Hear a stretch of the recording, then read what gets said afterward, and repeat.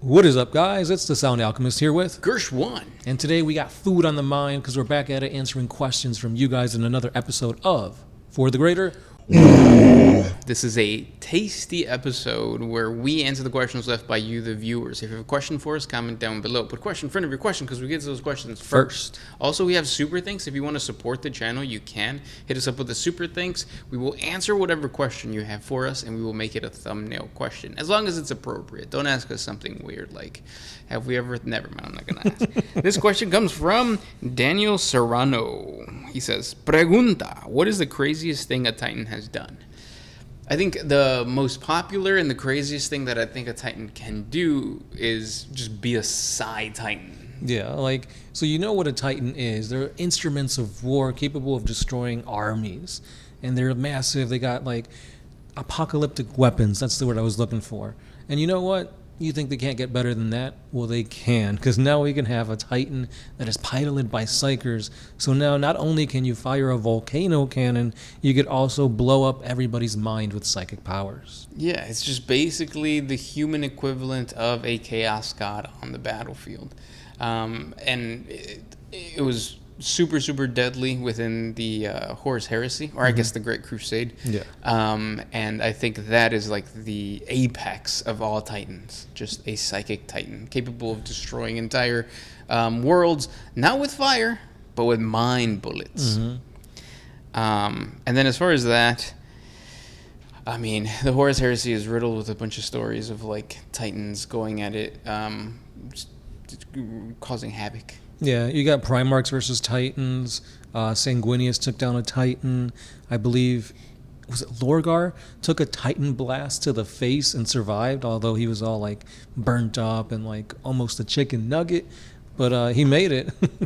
You got Titans stepping on Primarchs lifting Titans up and shit like that. So yeah, they're pretty powerful. However, there are instances where these mighty Titans of war can be felled. Yep.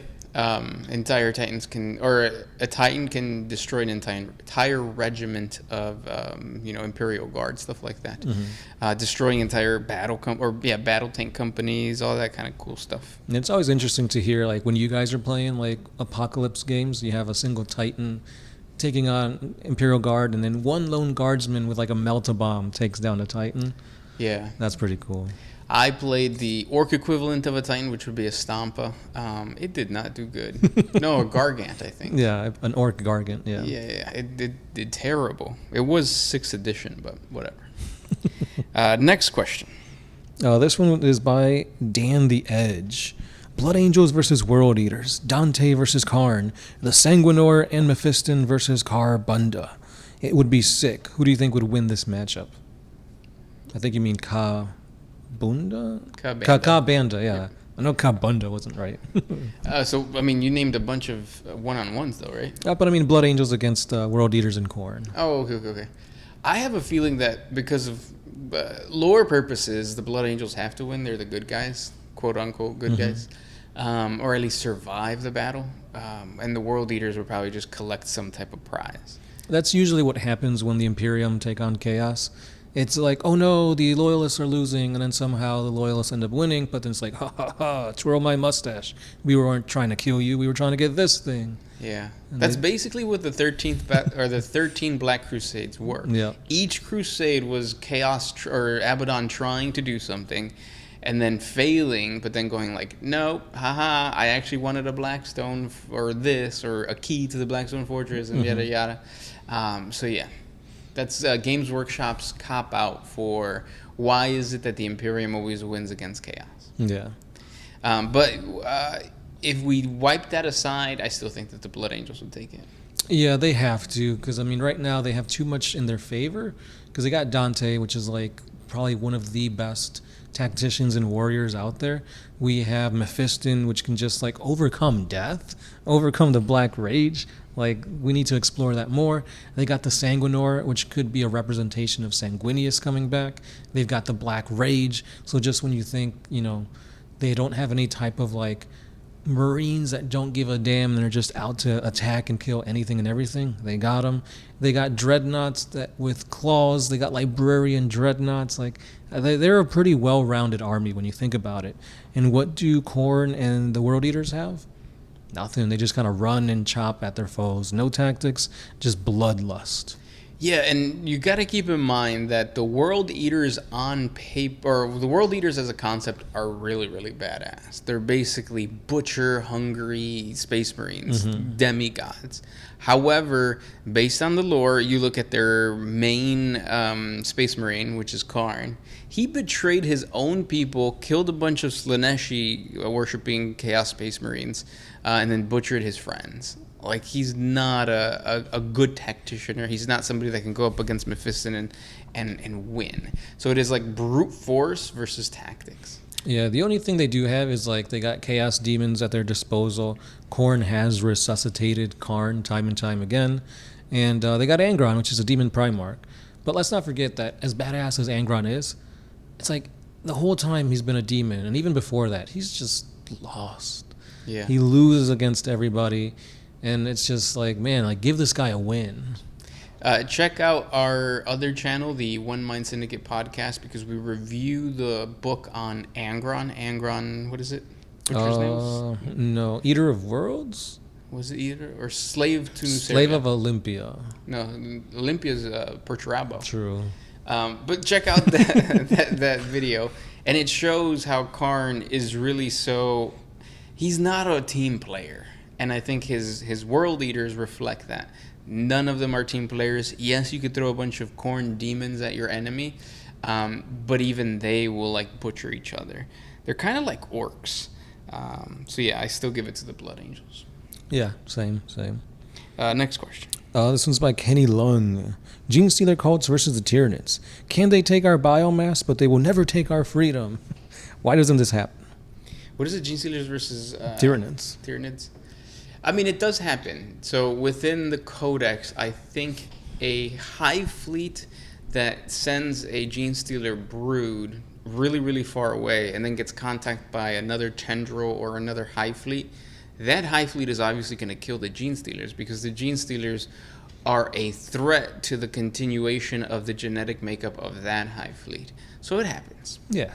Not just that, but like think of the Gene Stealer cults as like a scout, where they go out, they kind of get the planet ready for the invasion to take over, and they kind of get they get eaten by the Tyranids, and they get absorbed back into the hive and all that. Yeah, think about it from an animal mindset, where like the Gene Stealers might sniff out the Tyranids that are coming to invade the planet and think, well, yeah, they're kind of what we've been preaching, but I don't sense that like connection that my patriarch, they're called patriarchs, right? But yeah, my patriarch is the same one that my patriarch is emitting. So then the hive fleet lands, they invade, and they're confused. The Gene Stealer cult is confused, and then ultimately the Tyranids go like, oh yeah, you guys aren't like us. And then Kendrick Lamar shows up and destroys the Gene Stealer cult. Just like that. So in other words, Drake is a third generation Gene Stealer, and Kendrick is the hive fleet. Is that too old to have a reference? No, I think it's kind of relevant. In my defense, the music video came out yesterday. Yeah, that's right. By the time this video goes out, it's been like a week or two. Next question comes from Tubskerk. Are you two a couple, like in a romantic relationship, or just some 40K nerd bros? Why can't it be both? Yeah. I think that the reason I hesitate is because we are related by blood. That's true. That's why it can't be both. It's illegal for us to be romantically in a relationship. But yeah, we've been playing since we were kids. Yeah. And like we were talking about in the previous episode, the cool thing about Warhammer 40K is that you form a bond with your boys, that one girl that might show up every once in a while. And it's just that like face-to-face interaction with your friends that kind of bonds you in a different way than like, I don't know, your friends that watch sports together or just a guy that you know. Right. we have the advantages as 40K players that we will continue these relationships, and in the long run, it will prolong our life. Whether you want to live that life, that's up to you. That's true. Although there is one person that, I don't know if that counts, the Tyranid player. Do you consider it, because he was part of the crew, right? But he didn't play enough 40K. I think that's why he left the group. Well, the problem is that whenever you have a friend that, gets married, has kids, The play group's dissolving. Yeah, or at least he's going to go away because his priority is his family. Yeah. You want to help your wife and child be raised? Nah. Play some 40K. Sundays for the boys. Next question. This one is by Isaac Chan. Are there any corporations in the 40K universe? Maybe even intergalactic corporations? Also, my name is Isaac Han. Han like in Han Solo. Yeah, I guess when it's all one word, our eyes look to make it two words. So Isaac Han, are there corporations in 40K? The answer is yes. Forge worlds are basically that. So you have Mars, which is the main corporation that sends out STCs, or not STCs, but like blueprints to certain types of war machines. And then that gets sent over to like Saturn and all that kind of stuff. And then you have the other forges, Metallica, Styges, all these other ones that kind of operate as a business to continue to keep their hands on all these types of war materials that they make, on top of the fact that it's connected through not family ties, but like your performance. If you are a good follower of the Omnissiah, follower of knowledge, then you will be promoted up amongst the ranks. Whereas with like the Imperium, I feel like it's more of like family based, right? Like if your rogue trader great grandpa was that, he got the writs or the sanction, something like that from the Emperor, then it passes down through bloodline. Whereas with the Adeptus Mechanicus, no, you gotta be smart and worship. Yeah, pretty much. And then obviously, you have like smaller corporations within the hive worlds and all that kind of stuff. Feudal worlds, agri worlds.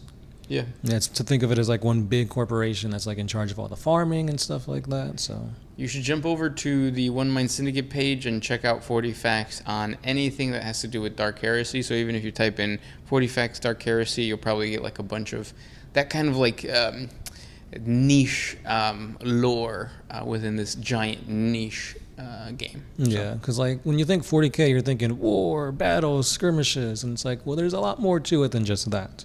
And the small games cover that. Necromunda, Dark Heresy, Dark Heresy, right? Yeah. Yeah. Because like with Necromunda, you have like gangs going up against like houses and stuff like that. And they could be fighting for like corporations, or the corporations are backing certain houses. So especially with planetary governors and the like. Yeah, because I even think there's a gang that's specifically a corporation thing. So there's something else that I wanted to add, but I can't remember. But yeah. Last question. You got one? I got one by Kim Rain. So it's not really a question, but they do say that when we were trying to answer, are there female Necrons, we were indeed wrong. Because in the recent novel, The Infinite and the Divine, there is a Necron Cryptek, I believe, that goes by the name of Vishani. I think that's woke bullshit. So we're not reading that book. Sorry, guys. But yeah, apparently in the book, Vishani's like this really smart Cryptek, and like she retains her pronouns she, they. So like in the book, they refer to her as her. So yeah, not all Necrons are dudes, I guess. Take that with what you will. Yeah, because then what is the definition of a male and female within 40K? Are Space Marines really men if they're not busting nuts inside sisters' butts? I don't know. But yeah. And then last question, Mr. Docile Creature. I didn't know that he had a Mr. in front of his name. WTF. I'm not going to say the F word and get us in trouble. Nice try, jackass. You guys get the dinosaur question when I'm not on the video? Shut up. Yeah, you don't even like dinosaurs. Thank you guys so much for listening. Thank you for the support with the super thanks, and we'll talk tomorrow. Yeah, if you want to see more Docile Creature, head on over to the OMS podcast where he's there giving his thoughts and opinions. But yeah, it's a Sound Alchemist. Gershwan. We're out.